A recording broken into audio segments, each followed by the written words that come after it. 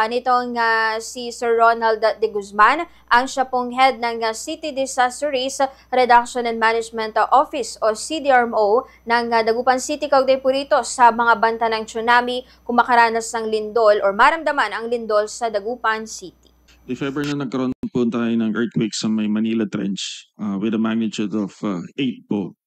possible na barangays na affected will be Bunuan Bukig, Bunuan Gasset, Pugaro Suite, Salapingaw, Lumboy, Kalmay, Pantal, and Bunuan Binloc po. So itong mga barangays na po to, kung nakikita natin yung red mark or red color, bali an average of mga 7 meters yung possible na wave height po. Tapos medyo mababawasan po pag na-traverse niya si Poblacion Oeste, si Barangay 1, Tambak, and Mamalingding. For Maluwod, possible siguro mga 4 to 3 meters height po pag sa Maluwod po. Mga kabombo, itong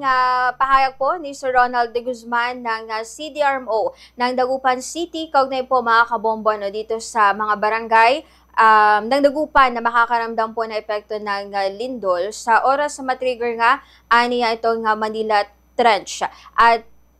dagdag pa rito mga kabombo ni Sir Ronald De Guzman, sa ngayon ay hindi pa ito yung maaring kompleto nga listahan, kaya pinag-aaralan nilang maigi ng PARMC yung mga barangay para syempre mabigyan po sila ng awareness lalo po sa earthquake or etong lindol at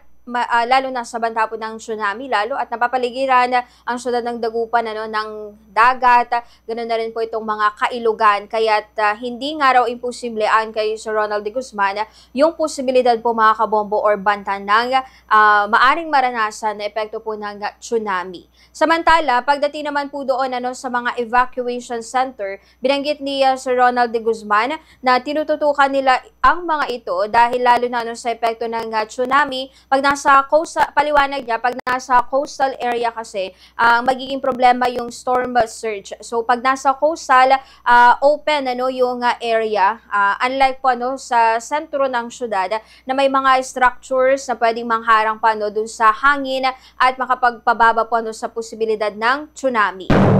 And kaya yung mga evacuation center nga raw, mga kabombo, ay pinag-aaralan din kung saan maaaring mas mabilis na madala po yung mga residente sa oras na magkaroon ng epekto ng tsunami dahil lalo ng mga residente na malapit po sa mga karagatan talaga at open yung area, wala pong masyadong nakaharang maliban po sa mga marahil puno, mga pakonti-konting struktura, pero maliban or kumpara mo sa sentro ng syudad, maraming buildings, marami pong mga